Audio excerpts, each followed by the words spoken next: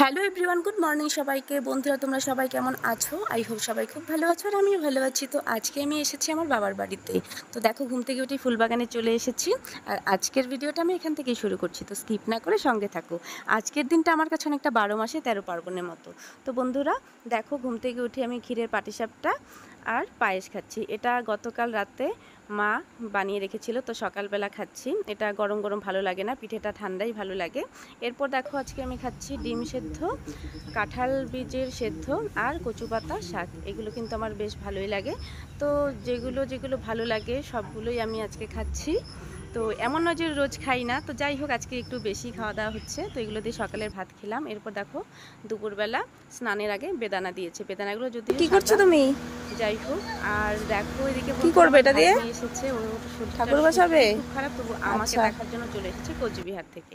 এরপর দেখো, ছোলা ভাজা আর প্যাটিস নিয়ে এসেছে। যদিও এগুলো প্যাটিস না, তো বেকারি এক ধরনের বিস্কুট বলতে পারো। তো এই বিস্কুটটাকে আমি স্কিপ করে গেলাম, তো বিস্কুটটা আমি খাচ্ছি না, একটু ছোলা ভাজা খাবো। এগুলো হাজব্যান্ড নিয়ে এসেছে। আর এই যে দেখো, আমার জীবন বলতে পারো, ভাগ্নি। তো চলো বন্ধুরা, দেখতে থাকো পুরো ভিডিওটা। এরপর দেখো, আজকে দুপুরবেলা কি রান্না হয়েছে। দুপুরবেলা রান্না হয়েছে তেলকুই, আর রয়েছে ডিম সেদ্ধ, কই মাছের ভাজা, নিরামিষ সবজির ঝোল। আর দেখো, এদিকে রান্না হয়েছে মুসুর ডাল, রয়েছে চাল কুমড়ো দিয়ে ডালের বড়ি দিয়ে ঘন্ট, এদিকে রয়েছে শীতল দিয়ে লতা। এটা আমার ভীষণ পছন্দের। আর কি রয়েছে দেখো বন্ধুরা, এদিকে তো ভাত রয়েছে রান্না, তার সঙ্গে রয়েছে টক দই। আর দেখো, এখানে শসা, পেঁয়াজ আর লেবু কাটা রয়েছে। তো আর কি কি রয়েছে তোমার দেখাচ্ছি।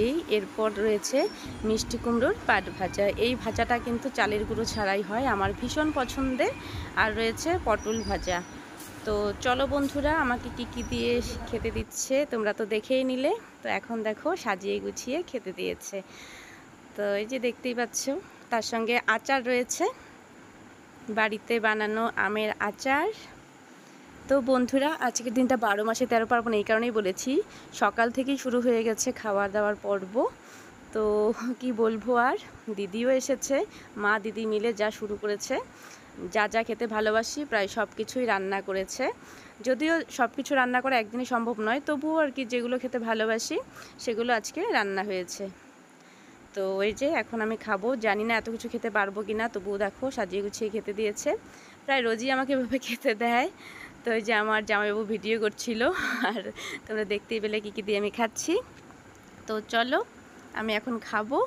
আর এরপর দেখো, এই যে দর্শক, এখানে আমার বাপি, ভাগ্নি, সবাই, মা, সবাই আছে। তো বাড়িতে কিন্তু খুব মজা করে দিন কাটায়। এরপর সন্ধ্যাবেলা দেখো, আমার দিদি দই বড়া বানিয়েছে। ও অসাধারণ দই বড়া বানায়, এটাও আমার পছন্দের খাবার। তো দেখো, দই বড়া বানিয়েছে, সন্ধ্যাবেলা দই বড়া খেয়েছি। আর এরপর রাতের ডিনার ছিল বাটার নান, তার সঙ্গে ছিল ঘুগনি আর সস পেঁয়াজ। তো আজকের দিনটা খেতে খেতেই গেল, কি বলবো আর। তো চলো বন্ধুরা, আশা করছি ভিডিওটি ভালো লেগেছে। টাটা, আবার দেখা হবে নেক্সট ব্লগে।